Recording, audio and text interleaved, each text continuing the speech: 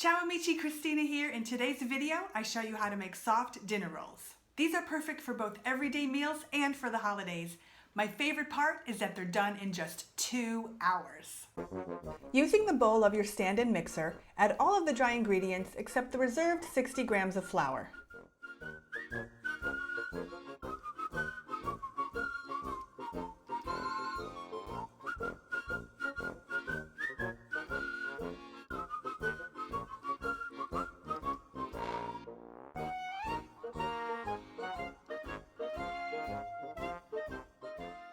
Combine all of the dry ingredients together.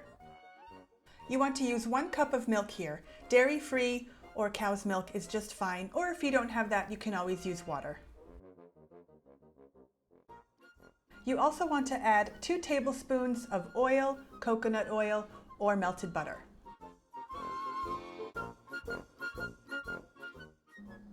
Warm up the milk and oil together in the microwave for 1 minute. When you take it out of the microwave, whisk to combine and disperse the heat. The warm liquid is used to activate the yeast as it has such a short rise time.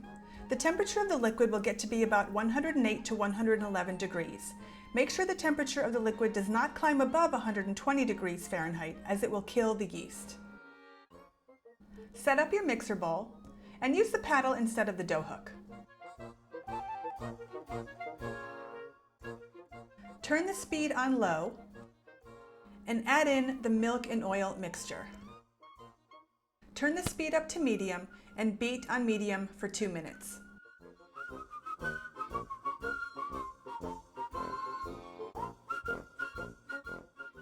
Bring the speed back down to low and add the remaining 60 grams of reserved flour. Mix for 1 minute longer.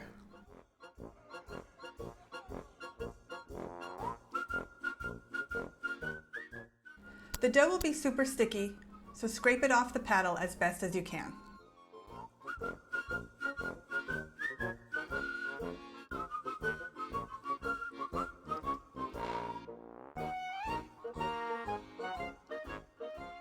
Scrape your dough from the bowl on a lightly floured surface.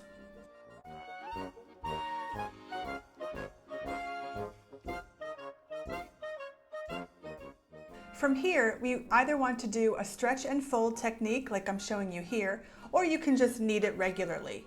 If kneading it is too difficult or the dough is too sticky, then you can just do stretch and fold for 1 minute. If you're not familiar with stretch and fold, basically imagine your dough as a clock. Starting with the number 12, stretch the dough out in front of you straight and then fold it back over onto its middle. Go around the clock for each number or thereabouts. So 1 o'clock, 2 o'clock, 3 o'clock, all the way around. And just make a little belly button in the middle of the dough.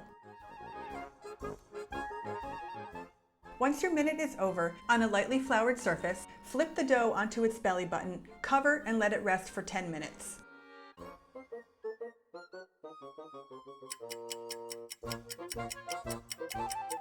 I'm going to talk about the types of milk you can use with this bread. You can use unsweetened almond milk, which is what I used. You can use coconut milk, and you can use dairy milk. If you use dairy milk, the dough won't be as sticky, so you won't need to add as much flour on your hands. I've tried this bread with water, unsweetened almond milk, and dairy milk. When made with water, the bread will come out a little bit more chewy. When made with almond milk, the bread will come out really, really tasty and not as chewy as the water. When made with dairy milk, the bread will come out extra fluffy. So depending on what your dietary restrictions or dietary needs are, you can choose to make the bread with whatever liquid you have. You can even try it with beer.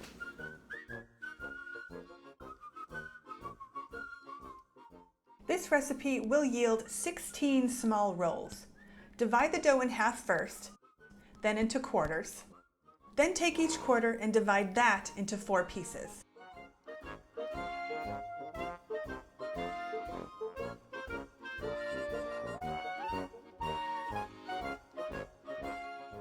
Do a little stretch and fold to the little piece of dough to get it roughly into a ball shape. You see that belly button right there? Flip it over. For my right-handed friends, take your right hand and make a cage. Flip it over and put it on top of your dough so the dough is gently pressing up against your palm, but you're not pushing down on the dough very hard. If you are right-handed, begin to move your hand in a counterclockwise motion. For my left-handed friends, use your left hand and move your hand in a clockwise direction. You don't want to press on the dough, but allow the dough to bounce off the inside of your palm and fingers while you rotate your hand in a circle. If the dough is sticking to your palm, lightly flour your palm only and not your work surface. The reason that you don't flour your work surface is because you need the traction of your work surface to make the shape of the ball. If your belly button turns to face up during the shaping, just flip it over and resume. Once the dough is shaped into a tightish ball, either place it on a parchment-lined baking sheet, belly button down, or dip the top of the roll into any crushed nuts, seeds, or herbs that you prefer. I am using everything bagel seasoning here.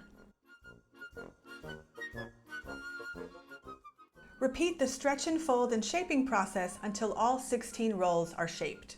Hey, listen, I don't want you to stress out about the shaping. If the shaping is too difficult, just do the stretch and fold until you have the little belly button in the middle, flip it over onto the baking sheet, and then instead of rolls, you'll have blobs, which are equally as tasty.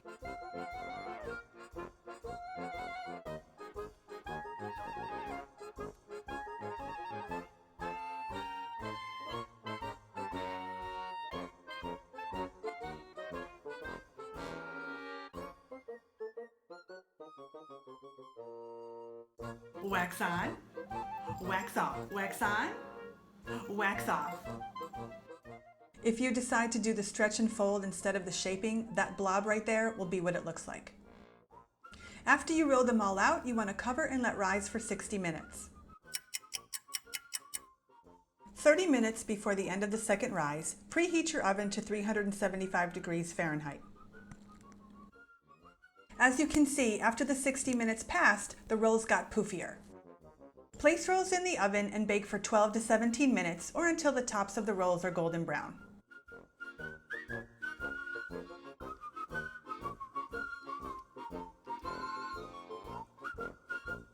Remove them from the oven and let cool on the baking sheet for about 5 minutes. After that, remove them completely to a cooling rack and let them cool completely.